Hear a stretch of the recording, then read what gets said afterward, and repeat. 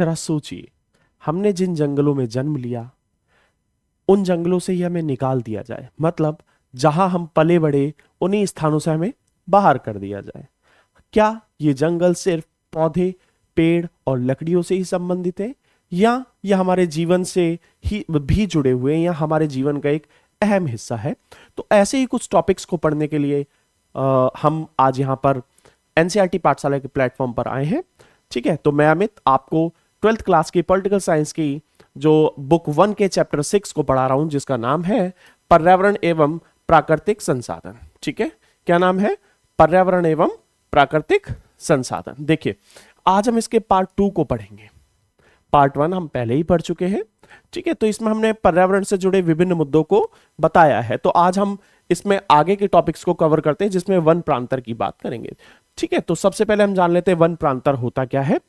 तो वनों के कुछ हिस्से जो होते हैं, वनों के कुछ हिस्सों को पवित्र मानकर नहीं काटा जाता है। ऐसा माना जाता है कि इनमें कुछ देवी देवताओं का वास है। हमें ये चीजें जैसे पहाड़ी क्षेत्र हैं, उत्तराखंड, हिमाचल, इनमें अधिक देखने को मिलती हैं। मध्य प्रदेश, झारखंड, अन्य ऐसे राज्यों में हमें ये चीजें देखने को मिलती हैं जहां पर पेड़ों की पूजा की जाती है, पेड़ों को देवता माना जाता है। ऐसा माना जाता है कि उनमें कुछ देवी देवताओं का वास है, तो इन्हें ही वन प्रांतर कहा जाता है। ऐसा माना जाता है कि भाई इन पर देवी देवताओं का वास है और इसी कारण से इन्हें काटा नहीं जाता, इसे ही वन प्रांतर कहा जाता है। और हम ऐसी जो स्थानों को पहाड़ों पर देख सकते हैं, गांव क्षेत्रों में देख सकते हैं, और इन्हें अलग अलग राज्यों में अलग अलग नाम से जाना जाता है। तो आइए जानते हैं जो इन राज्यों में इन्हें किन नामों से जाना जाता है। तो सबसे पहले देखें राजस्थान में से वानी नाम से जाना जाता है। झारखंड में जेहराथान और सरना के नाम से जाना जाता है। मेघालय में लिंगदोह के नाम से जाना जाता है। केरल में काव और उत्तराखंड में थान या देवभूमि के नाम से ये जाना जाता है। ठीक है, तो विभिन्न राज्यों में इन्हें विभिन्न नामों से पुकारा जाता है। आगे जो पर्यावरण के मसले पर भारत के पक्ष की बात की गई है, तो पर्यावरण को हम पार्ट 1 में भी पढ़ चुके हैं, और यदि आप पार्ट 1 को नहीं देखेंगे तो आपको ये चैप्टर बिल्कुल समझ नहीं आएगा। तो प्लीज पार्ट 1 को जाकर जरूर देखें ताकि आपको पार्ट 2 पूरी तरह से समझ में आ जाए। तो भारत ने क्योटो प्रोटोकॉल पर हस्ताक्षर किए। क्योटो प्रोटोकॉल को हमने पार्ट 1 में पढ़ा है। तो भारत ने क्या कहा? भारत ने ये माना कि जैसे भारत और चीन ये भी जल्द ही ग्रीन हाउस गैसों के उत्सर्जन में आगे नजर आएंगे, क्योंकि एक बहस छिड़ी हुई थी कि जो विकसित राष्ट्र हैं इनकी भूमिका या भागीदारी अधिक है ग्रीन हाउस गैसों के उत्सर्जन में। तो कहीं ना कहीं भारत का यह मानना है कि क्योंकि जो ग्रीन हाउस गैसों के उत्सर्जन में भागीदारी विकसित देशों की अधिक है, तो उसको कम करने में भी सबसे ज्यादा भागीदारी विकसित राष्ट्रों की ही होनी चाहिए, ऐसा माना गया है। अब भारत के जो ग्रीन हाउस गैसों के उत्सर्जन की बात की जाए तो ये 0.9 टन है, और 2030 तक ये जाकर 1.6 टन हो जाएगा। लेकिन क्या विकसित राष्ट्र इतना ही उत्सर्जन करते हैं या इससे अधिक करते हैं? तो इसके जो जवाब के रूप में हम जानेंगे, तो इसका जवाब यह है कि विकसित राष्ट्र, भारत जब 2030 में 1.6 टन का उत्सर्जन करेगा, उससे भी अधिक आज विकसित राष्ट्र ग्रीन हाउस गैसों का उत्सर्जन करते हैं। तो आगे जब हम चलते हैं, तो भारत सरकार ने फिर भी पर्यावरण को संरक्षण देने के लिए कुछ महत्वपूर्ण कदम उठाए। उन कदमों को जान लेते हैं। सबसे पहला, भारत ने नेशनल ऑटो फ्यूल पॉलिसी में बदलाव किए, जिसके माध्यम से जो इन वाहनों में ईंधन के उपयोग में सीएनजी जैसे ईंधन को बढ़ावा दिया गया, स्वच्छ ईंधन को बढ़ावा दिया गया, इलेक्ट्रिक गाड़ियों को लाया गया ताकि पॉल्यूशन कम हो सके। भारत में स्वच्छ ईंधन को अनिवार्य कर दिया गया, बेसिकली ऐसा ईंधन जो कम से कम पॉल्यूशन करे। ठीक है, 2001 में ऊर्जा संरक्षण अधिनियम पारित किया गया। स्वच्छ कोयले के उपयोग को बढ़ावा दिया जाने लगा। इलेक्ट्रिक वाहनों को मंजूरी दी गई। हर वह कदम उठाया गया जिससे पर्यावरण में प्रदूषण को कम किया जा सके। भारत में सीएनजी की गाड़ियां चलाई गईं। 2003 में बिजली अधिनियम पारित किया गया। बायोडीजल के प्रयोग को मंजूरी मिली ताकि कम प्रदूषण हो सके, डीजल जैसे जो ईंधन का कम से कम उपयोग हो। रसोई गैस को प्रोत्साहन दिया गया ताकि जो कम से कम लकड़ियों का दोहन किया जाए, कम से कम कोयला जलाया जाए। तो भारत ने ऐसे अनेकों कदम उठाए जिससे जो प्रदूषण को कम किया जा सके, वह पर्यावरण का संरक्षण किया जा सके। ठीक है, तो आगे बढ़ते हैं। पर्यावरण आंदोलन। देखिए, पर्यावरण आंदोलन के बारे में जब हम बात करते हैं, बहुत ही महत्वपूर्ण मुद्दा है। तो लोकतंत्र में हमें आंदोलन तो देखने को मिलते हैं, लेकिन उसी का एक भाग या एक हिस्सा है पर्यावरण आंदोलन। तो इन पर्यावरण आंदोलनों के बारे में जान लेते हैं। ठीक है, तो ऐसे लोग जो पर्यावरण के प्रति सचेत और जागरूक रहते हैं, जो लोग पर्यावरण को हानि से बचाना चाहते हैं, और ऐसे लोग जो पर्यावरण के संरक्षण के लिए आंदोलन करते हैं। ठीक है, इन्हें हम जो पर्यावरण के संरक्षण के लिए हमेशा आगे खड़ा पाते हैं। तो ऐसा क्या हुआ है, ऐसे आंदोलन राष्ट्रीय और अंतर्राष्ट्रीय दोनों स्तर पर चलाए गए। देखिए, पर्यावरण संरक्षण के लिए जो आंदोलन चलाए गए हैं वो राष्ट्रीय स्तर पर भी चलाए गए और अंतर्राष्ट्रीय स्तर पर भी चलाए गए, मतलब भारत में भी चलाए गए और भारत से बाहर राष्ट्रों में भी आंदोलन चलाए गए हैं। आज पूरे विश्व में पर्यावरण आंदोलन जीवंत, विविधतापूर्ण और ताकतवर आंदोलन बन चुके हैं। बेसिकली पर्यावरण के प्रति जागरूकता इतनी फैल चुकी है कि लोग इसके प्रति सजग हैं, इसके प्रति जागरूक है। जहां भी पर्यावरण को नुकसान पहुंचने की बात आती है तो लोग अपनी जागरूकता का प्रदर्शन करते हुए जो आंदोलन करते हैं, पर्यावरण के संरक्षण के लिए आंदोलन करते हैं। ठीक है, तो आगे ये जो आंदोलन है अलग अलग देशों में अलग अलग मुद्दों को लेकर हुए। देखिए, पर्यावरण का संबंध पर्यावरण से है, वह पर्यावरण के विभिन्न क्षेत्रों से संबंधित है जिसके लिए आंदोलन होते हैं। तो अलग अलग राष्ट्रों में अलग अलग मुद्दों को लेकर ये आंदोलन हुए, जैसे वनों की कटाई के खिलाफ चिले, इंडोनेशिया और भारत। ठीक है, भारत में चिपको आंदोलन जैसे हमें आंदोलन देखने को मिले हैं। ठीक है, और ऐसे ही अनेक राष्ट्रों में जो पेड़ों से संबंधित आंदोलन हुए, खनन के खिलाफ दक्षिणी गोलार्ध में आंदोलन हुए, साउथ अफ्रीका जैसे राष्ट्रों में भी हमें आंदोलन देखने को मिले। बांध के खिलाफ ऑस्ट्रेलिया और भारत में भी आंदोलन हुए। ठीक है, नर्मदा बांध परियोजना के खिलाफ बड़े पैमाने पर जो पर्यावरण आंदोलन हुए थे। बहुराष्ट्रीय कंपनियों के खिलाफ विभिन्न राष्ट्रों में जो आंदोलन हुए, पर जो बहुराष्ट्रीय कंपनियों को हम कहते हैं एमएनसीज। ठीक है, एमएनसीज द्वारा जब पर्यावरण का दोहन किया जाता है तो इसके लिए विभिन्न राष्ट्रों में जो आंदोलन किए गए हैं। दक्षिणी देश जैसे Mexico, Chile, Brazil, Malaysia, Indonesia, Africa, Bharat, इनों में वन आंदोलन चले हैं, मतलब वनों के संरक्षण के लिए आंदोलन चले हैं, वनों की अंधाधुंध कटाई रोकने के लिए आंदोलन चले हैं, जिसका सबसे बड़ा उदाहरण चिपको आंदोलन है जो उत्तराखंड में हुआ था। तो इन क्षेत्रों में वनों की कटाई का विरोध किया गया कि वनों को ना काटा जाए, वनों को संरक्षित किया जाए। ठीक है, आगे बढ़ते हैं हम। इसी कड़ी में आगे बढ़ते हुए देखते हैं कि इन कारणों से विश्व के विभिन्न खनिज उद्योगों में भी जो आलोचना हुई है, उनका विरोध हुआ। देखिए, खनन जो है कहीं ना कहीं पर्यावरण को बहुत नुकसान पहुंचाता है, तो विभिन्न राष्ट्रों में खनन को लेकर भी जो आंदोलन हुए हैं, जैसे फिलीपींस में कई समूह जो उभर कर आए जिन्होंने विद्रोह किया है जो खनिज उद्योगों को लेकर। ऑस्ट्रेलिया में जो एमएनसीज हैं उनमें उनको भी लेकर जो काफी ज्यादा विरोध हमने देखा। तो इसमें ऑस्ट्रेलिया में बहुराष्ट्रीय कंपनी वेस्टर्न माइनिंग कॉरपोरेशन, इसके खिलाफ एक बड़ा आंदोलन हमें देखने को मिला था जो खनन से संबंधित था, जो खनन विरोधी आंदोलन ये हमें देखने को मिला था, परंतु पर्यावरण के संरक्षण से यह आंदोलन संबंधित था। आगे कुछ आंदोलन बड़े बांधों के खिलाफ भी हुए हैं, क्योंकि बांध परियोजनाओं में बड़े पैमाने पर लोगों को विस्थापित किया जाता है, जंगलों को काटा जाता है, जिस कारण से विभिन्न बांध परियोजनाओं को लेकर हमने आंदोलन देखे। जैसे भारत में नर्मदा बांध परियोजना को लेकर हमने आंदोलन देखे थे।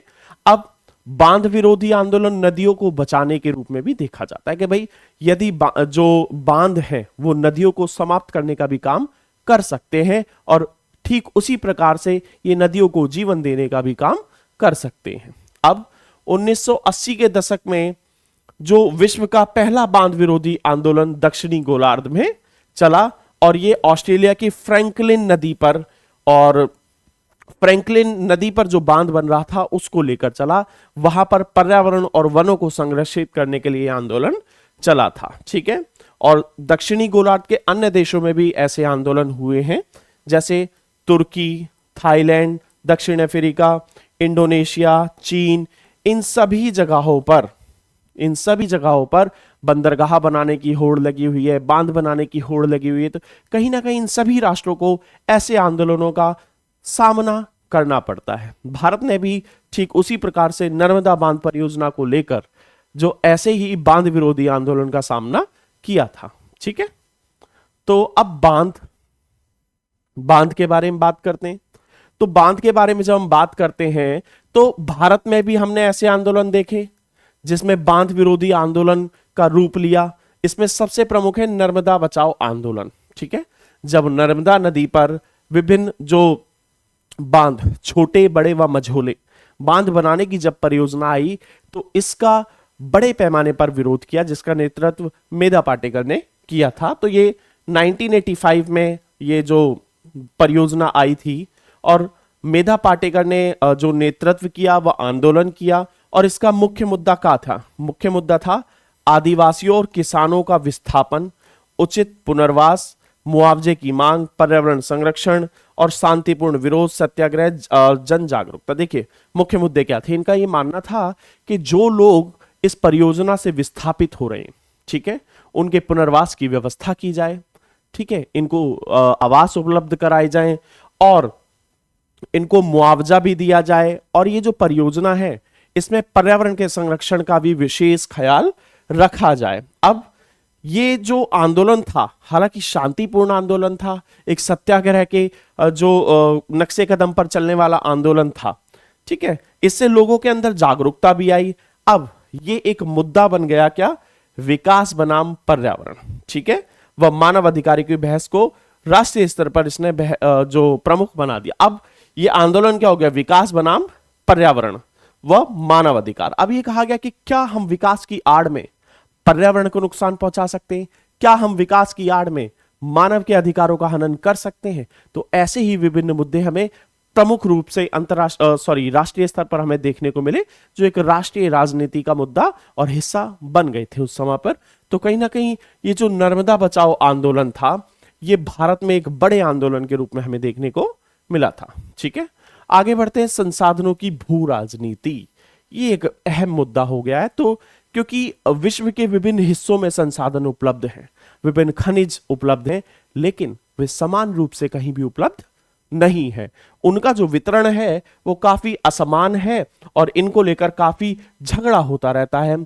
पास्ट में भी ऐसे झगड़े देख चुके हैं और अभी प्रेजेंट में भी हम देख रहे हैं। जैसे वेनेजुएला के तेल भंडारों पर अमेरिका की नजर थी, उसने उस पर कब्जा कर लिया। ग्रीनलैंड पर जो खनिज हैं उन पर भी अमेरिका की नजर है। तो कहीं ना कहीं खनिज और संसाधनों को लेकर विभिन्न राष्ट्रों की नजर दूसरे राष्ट्रों पर टिकी रहती है। जैसे भारत जो ब्रिटेन का उपनिवेश रहा वो भी संसाधनों के कारण ही रहा। तो ऐसे ही विभिन्न कारण जो हैं जिनकी वजह से हमें जो गुलामी या उपनिवेशवाद हमें हिस्ट्री में अपनी देखने को मिलता है, तो कहीं ना कहीं ये जो झगड़े हैं आज भी अनसुलझे हैं। जैसे किसी देश के खनिज संसाधन है तो किसी के पास तेल संसाधन है। भाई मैंने अभी आपको बताया कि संसाधनों का जो वितरण है वो काफी असमान है। किसी भी राष्ट्र के पास समान रूप में संसाधन नहीं है तो दूसरा राष्ट्र उनके संसाधनों पर नजर टिकाए रहता है। तो ऐसे ही किसी देश के पास इमारती लकड़ियां हैं तो किसी के पास नदी है, किसी के पास पहाड़ है, किसी के पास चट्टान है। हर राष्ट्र के पास अपनी अलग धरोहर है। कुछ देशों के पास वृक्ष है, वनस्पति है, जानवर है, पानी है। तो कहीं ना कहीं ये जो संसाधनों की राजनीति है, भू राजनीति है संसाधनों की, ये अलग अलग रूप में हमें देखने को मिलती है कि भाई विभिन्न राष्ट्र अलग प्रकार के संसाधनों को जो सजोए हुए हैं अपने पास रखे हुए हैं। तो कहीं ना कहीं ये एक बड़ा मुद्दा जो वैश्विक राजनीति में बनकर उभरा है। ठीक है, तो अब क्या हुआ? यूरोपीय ताकतों का विश्व प्रसार का मकसद संसाधन ही था। जैसा मैंने अभी बताया, ब्रिटेन ने जब भारत पर कब्जा किया तो ये विभिन्न वनों से संबंधित संसाधनों पर कब्जा करने के लिए आए थे, लेकिन संसाधनों की भरमार देखकर ये भारत में ही रह गए।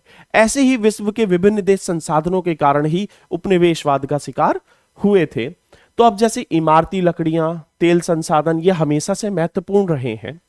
पेट्रोलियम पर नियंत्रण बनाने का प्रयास सदैव किया जाता रहा है, जैसा कि अमेरिका आज भी कर रहा है, क्योंकि ये एक महत्वपूर्ण संसाधन है। खाड़ी देशों के पास तेल संसाधन अधिक है, जिसको हथियाने के सदैव प्रयास किए गए।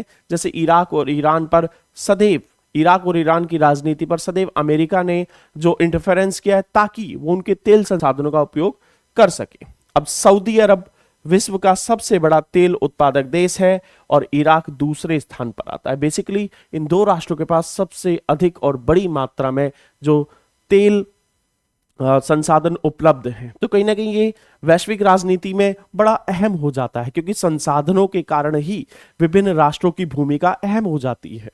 ठीक है, तो आगे हम देखते हैं, पानी भी एक महत्वपूर्ण संसाधन है, क्योंकि पानी के बिना जीवन संभव नहीं है। तो आज भी विश्व के कुछ हिस्सों में पीने का साफ पानी उपलब्ध नहीं है, जिससे विभिन्न राष्ट्रों में जो गंदा पानी पीने से देखते हैं हम कि काफी सारी बीमारियां जो जन्म लेती हैं। जैसे हम देखते हैं साउथ अफ्रीकन कॉन्टिनेंट में, अफ्रीकन कॉन्टिनेंट में विभिन्न राष्ट्र आज भी पानी की किल्लत से जूझ रहे हैं। तो इसलिए जल संसाधन फसाद की जड़ बन सकते हैं।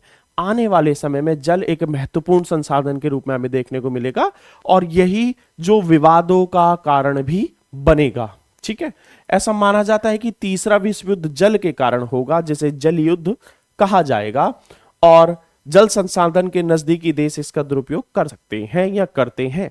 जिन राष्ट्रों के पास जल भरपूर मात्रा में उपलब्ध है, बेसिकली शुद्ध जल भरपूर मात्रा में उपलब्ध है, वे राष्ट्र इसका तेजी से दोहन कर रहे हैं, अत्यधिक जो उपयोग कर रहे हैं। ठीक है, अब पानी को लेकर कई झड़पें भी हुई है विभिन्न राष्ट्रों में, हमने ये झड़पें देखी भी हैं जो जल बंटवारे को लेकर, जो ऐसे ही विभिन्न मुद्दे हमें देखने को मिलते हैं। जैसे 1950 से लेकर 1960 के दशक में इजराइल, सीरिया, जॉर्डन इनके बीच युद्ध हुआ। ठीक है, और तुर्की, सीरिया, इराक के बीच फरात नदी के जल को लेकर भी जो विवाद हमें देखने को मिला है। फरात नदी के जल बंटवारे को लेकर भी हमें यहां पर विवाद देखने को मिला है। अब बात आती है मूलवासी। ये मूलवासी कौन होते हैं, ये जानना बहुत जरूरी है। आपके एग्जाम में ये क्वेश्चन 2 या 3 मार्क्स में कई बार आ जाता है। ठीक है, तो मूलवासी ऐसे लोगों को माना जाता है या वंशज माना गया जो मौजूदा देश में बहुत दिनों से रहते चले आ रहे हैं। बेसिकली वो यहीं के निवासी हैं और यहीं पर बहुत समय से रहते हुए चले आ रहे हैं। फिर किसी दूसरे देश की संस्कृति, जातीय मूल के लोग आए और इन लोगों को अपना गुलाम बना लिया। मतलब यहां के जो लोग हैं इन्हें किसी दूसरे राष्ट्र के लोगों ने आकर गुलाम बना लिया है। मूलवासी आज भी अपनी संस्कृति परंपरा के अनुसार रहते हैं। ये अपनी संस्कृति को ही सब कुछ मानते हैं, अपनी परंपराओं के आधार पर ही ये चलते हैं और ये अपने खास ढर्रे पर जीवन यापन करते हैं। ये मॉडर्नाइजेशन से आज भी काफी दूर रहते हैं, अपनी संस्कृति को सजोए हुए हैं, अपने पहनावे को, अपने खान पान को, अपने त्योहारों को सजाए हुए हैं, जिसमें ये अपनी रीति रिवाजों के अकॉर्डिंग ही आज भी चलते हैं और दुनिया भर में इन्हें मूलवासी कहा जाता है। और ये केवल भारत में ही नहीं, विश्व के विभिन्न राष्ट्रों में है और पर इनकी जनसंख्या अलग अलग है। तो इनके रहन सहन, संस्कृति, परंपरा, इनमें बहुत कुछ समानताएं हैं और ये अपनी ही परंपरा को महत्व देते हैं। अन्य किसी राष्ट्र की जो परंपरा को ये अत्यधिक महत्व नहीं देते हैं। ठीक है, तो अब मूलवासी लोगों के आंकड़ों के बारे में बात कर लेते हैं। भाई विभिन्न राष्ट्रों में जो मूलवासियों के आंकड़े हैं वो अलग अलग हैं। ठीक है, तो विश्व में लगभग 30 करोड़ मूलवासी हैं, जिसमें फिलीपींस में 20 लाख मूलवासी, चिले में इन्हें मापुचे कहा जाता है जो 10 लाख है, बांग्लादेश में 6 लाख, उत्तरी अमेरिका में 3,50,000, उत्तरी सोवियत में 10 लाख। ये विश्व के विभिन्न राष्ट्रों में इनके आंकड़े क्या हैं, अलग अलग हैं। ठीक है, अब इनकी समस्या और इनके अधिकार के बारे में बात करते हैं। क्यों? क्योंकि इनके जो क्षेत्रों पर दूसरे राष्ट्रों ने क्या किया, अपना कब्जा किया, इन्हें गुलाम बनाया। तो कहीं ना कहीं ये आज भी समानता के लिए संघर्ष कर रहे हैं, आज भी ये समान स्थिति के लिए जो संघर्ष कर रहे हैं, लड़ाइयां लड़ रहे हैं। ये अपने लिए एक स्वतंत्र पहचान की मांग कर रहे हैं, ये अपने लिए एक अलग ही पहचान की मांग कर रहे हैं, ताकि इनको किसी के पिछलग्गू के रूप में ना देखा जाए। मूलवासी स्थान पर हक की मांग, ये अपने ही क्षेत्र में अपने हक की मांग कर रहे हैं, ना कि ये एक जो इनको ट्राइब्स के रूप में देखा जाए, इनको पिछड़ों के रूप में ना देखा जाए। ये अपने ही क्षेत्र में अपने हक की मांग कर रहे हैं।